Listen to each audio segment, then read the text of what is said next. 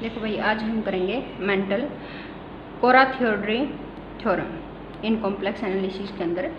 ये naming theorem है, important है। ये कहता है कि phi is the family of all analytic functions. Phi क्या है? एक फैमिली है एनालिटिक फंक्शन की, जो एनालिटिक फंक्शन किसके ऊपर है? रीजन जी के ऊपर। जी के ऊपर फाई के अंदर जितने भी फंक्शन पड़े हैं जी के ऊपर, वो क्या हैं? सारे के सारे एनालिटिक हैं। और कहता है कि वो function do not assume the value 0 and 1। कहता है कि वो जितने भी एनालिटिक फंक्शन हैं वो न तो 0 को अज्यूम करते और न ही 1 को अज्यूम करते। Then phi is normal in this. तो प्रूव करना कि फाई क्या है? नॉर्मल है। सबसे पहले आपको नॉर्मल का पता होना चाहिए। तो नॉर्मल की डेफिनेशन देखो क्या कहती है। ये कहता है कि phi is a subset of C G x.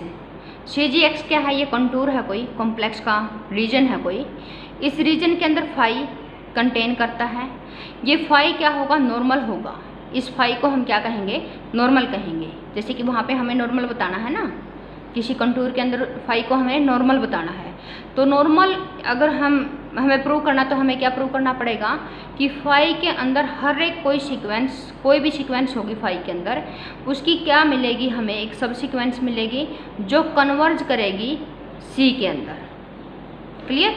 जो कन्वर्ज करेगी किसी फंक्शन एफ के अंदर, एफ पे, और एफ किसके अंदर होगा? सी के अंदर। बात समझ में आ गई? यानी कहने का मतलब क्या है कि कोई सेट को हम नॉर्मल कब कहेंगे, किसी सेट को नॉर्मल कब कहेंगे?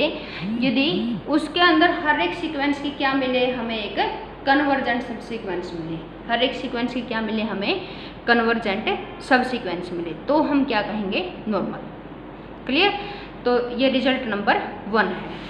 अब यहाँ पे फाई को भी हमें यहाँ पे क्या दिखाना है? इस थ्योरम के अंदर फाई को क्या दिखाना है? नॉर्मल दिखाना है।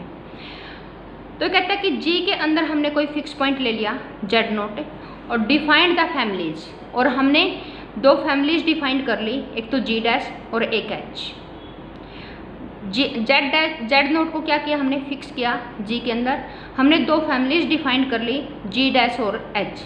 G' के अंदर क्या लिए? G' के अंदर फाई के वो वाले फंक्शन छांट लिए जिनका Z0 के ऊपर मॉडुलस 1 से लेस देन आता है, और H के अंदर वो फंक्शन ले लिए जिनके Z0 के ऊपर वैल्यू क्या आएगी? ग्रेटर देन इक्वल टू 1 आएगी। अच्छा, Z0 के ऊपर तो वैल्यू या तो 1 से लेस रहेगी, या फिर 1 से ग्रेटर रहेगी, या फिर इक्वल टू आएगी। बात समझ में आ गई? समझ आ गया? इक्वल टू वाले दोनों में है, इसमें भी है और इसमें भी है। बात समझ में आई?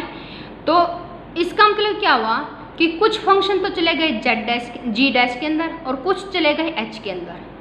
तो फाई के जितने भी फंक्शन थे, कुछ इसके अंदर चले गए, कुछ इसके अंदर चले गए, सारे फंक्शन डिस्ट्रीब्यूट हो गए।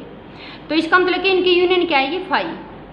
बात समझ में आ गई? हो गई इतनी, क्योंकि कोई Z0 हमने फिक्स किया बेटा, तो Z0 के ऊपर फंक्शन की वैल्यू या तो ग्रेटर देन आएगी या लेस आएगी। जो ग्रेटर आएंगे वो इसमें चले गए, जो लेस आएंगे वो इसमें चले गए, बाकी कुछ बचा ही नहीं। समझ आ गया? तो इसका मतलब कि इनकी यूनियन किसके इक्वल आ जाएगी? फाई के इक्वल। अब ये कहता है कि we shall show that G' is normal in HG। HG क्या है? हार्मोनिक फंक्शन है G के ऊपर। हार्मोनिक फंक्शन होते थे, उनका सेट होता है ये। ठीक है?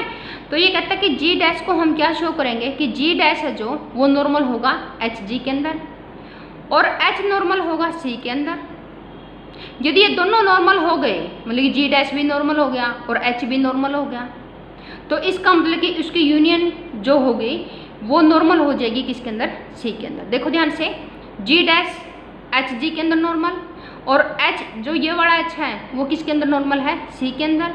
तो G' और H दोनों ही अगर हमने नॉर्मल दिखा दिए तो उनकी यूनियन भी क्या हो जाएगी? नॉर्मल। बात समझ में आ गई? To show that G' is normal. अब हमें यहाँ पे नॉर्मल दिखाना है। इसको नॉर्मल दिखाने के लिए ये कहता है कि it is sufficient to show कि G' क्या है? लोकली बाउंडेड है। तो G' को नॉर्मल दिखाने के लिए ये कहता है कि G' को हम सिर्फ इतना प्रूव कर दें कि वो क्या है? लोकली बाउंडेड है। क्यों? इन व्यू ऑफ मेंटल थ्योरम। कैसे? कि ये कहता है कि फिर हम मेंटल थ्योरम का रिजल्ट लगा देंगे, और मेंटल थ्योरम का रिजल्ट क्या कहता है?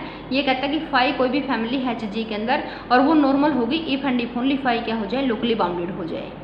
बात समझ में आ गई? ये मेंटल थ्योरम की स्टेटमेंट है। कहता है कि कोई भी मतलब कि फैमिली है फाई, उसको नॉर्मल कब बोलेंगे? जब वो लोकली बाउंडेड हो जाए। तो यहाँ पे जी डैश को हमें एच जी के अंदर क्या दिखाना? नॉर्मल दिखाना है। तो मेंटल थ्योरम के अकॉर्डिंग उसको लोकली बाउंडेड दिखा दे, बातें एक ही है। तो लोकली बाउंडेड के लिए हमें देखो यहाँ पे लोकली बाउंडेड क्या होता है? Phi is locally bounded if about each मतलब कि हर एक point let phi belongs to G, there is a disk on which phi is uniformly bounded। ये कहता है कि यदि हर एक phi belongs to G के लिए phi को locally bounded कब बोलेंगे? यदि कोई भी एलिमेंट ले लें और उस एलिमेंट के अबाउट में हमें कोई डिस्क मिल जाए और उस डिस्क के ऊपर क्या हो? phi क्या हो? यूनिफॉर्मली बाउंडेड हो।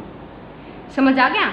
कि हर एक पॉइंट के लिए हमें एक डिस्क मिल जाए, उस डिस्क के अंदर फाई क्या होनी चाहिए? यूनिफॉर्मली बाउंडेड होनी चाहिए। अब हमें एक पॉइंट चाहिए, तो वो पॉइंट हम किससे उठाएंगे? जी से उठाएंगे। वो पॉइंट हम किससे उठाएंगे? जी से, क्योंकि एच जी के अंदर हमें क्या दिखाना है? नॉर्मल दिखाना है। तो फाई क्या होगा? Locally bounded. तो जी से ही हमें एलिमेंट चाहिए, तो ए हमने क्या ले लिया? कोई भी एलिमेंट ले लिया, यानी कोई भी पॉइंट ले लिया जी के अंदर से। अब जी के अंदर से ए पॉइंट ले लिया और गामा क्या ले लिया? एक कर्व ले लिया जी के अंदर जो Z0 टू ए है, Z0 टू ए है। जी मान लिया, देखो यहाँ पे मैं छोटा सा रीजन बनाती हूँ।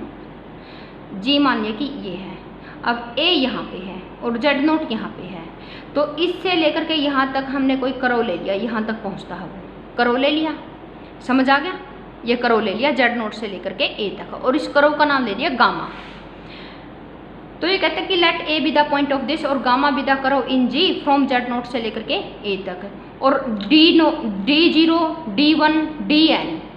समझ आ गया? ये सारी की सारी क्या है? डिस्क हैं जी के अंदर, जिसके सेंटर क्या लिए हैं? Z0 लिया है, Z1 लिया है, Zn इक्वल टू ए लिया है ऑन गामा। देखो ये क्या है? ये पार्टीशन है एक तरह की। देखो ये क्या है? पार्टीशन। मैं यहाँ पे बताती हूँ आपको। जैसे कि मान लिया कि ये यहाँ पे ले लेते हैं, ये Z0 है और ये ए है। यहाँ तक जाते जाते जाते ये कर्व ले लिया, ये गामा है। अब Z0 यहाँ पे है पार्टीशन, Z1, फिर Z2, फिर ये Z3 अप टू सोन कहाँ तक? Zn तक। ये इसकी कर्व की पार्टीशन है। अब Z0 के ऊपर एक डिस्क ली जिसका सेंटर Z0 हो, तो डिस्क ले ली इस टाइप से, मतलब कि उसकी रेडियस अच्छी लेनी है जिसके अंदर Z1 भी इंक्लूड हो जाए। फिर Z1 को सेंटर लेते हुए एक डिस्क अगली ले ली। समझ आ गया? एक डिस्क अगली ले ली यहाँ ऐसे, ये Z0 इसी के अंदर आ जाएगा, Z0 यहाँ पे। समझ आ गया? फिर Z2 को सेंटर मानते हुए फिर ये एक डिस्क ले ली, फिर Z3 के सेंटर लेते हुए फिर ये एक डिस्क ले ली। मतलब कि ऐसे डिस्क लेनी है जैसे कि ये D0 है, फिर ये कौन सी है बेटा? ये D1 है। अब इसका इंटरसेक्शन देखो, ये सारा आ गया, ये इंटरसेक्शन आ गया। अब इस इंटरसेक्शन में Z0 और Z1 दोनों हैं। फिर अगली दो का इंटरसेक्शन अगर हम लें, यानी Z1 का ये बाल थी, Z2 की ये बाल थी, तो इंटरसेक्शन में ये सारा आ गया। तो अगले की इंटरसेक्शन यानी D1 इंटरसेक्शन D2 में Z1 और Z2 हैं। देखो D0 और D1 में Z0 और Z1 हैं, D1 और D2 के इंटरसेक्शन में Z1 और Z2 हैं। इसी तरह Z2 और Z3 के इंटरसेक्शन में अगर हम देखें Z2 और Z3 आ जाएंगे। बात समझ में आ गई? थोड़ा रेडियस बड़ा रखना है।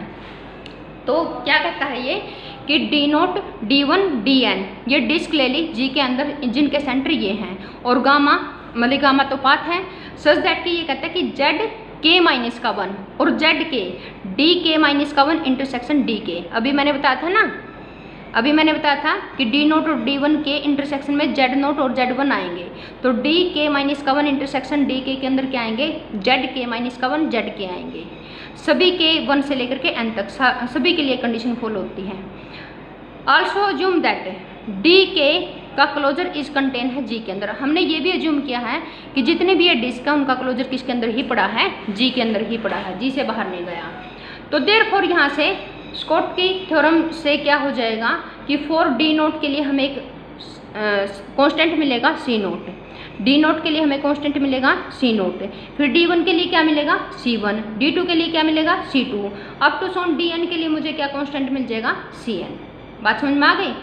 तो स्कोट की थ्योरम के अकॉर्डिंग डी नोट यदि डिस्क आपके पास तो एक सेंटर मिल जाएगा आपके पास सी नोट, सॉरी एक कांस्टेंट मिल जाएगा सी नोट, जहाँ पे फंक्शन का जो मोड है वो लेस देन इक्वल टू होगा सी नोट से। इसी तरह D1 के लिए होगा कि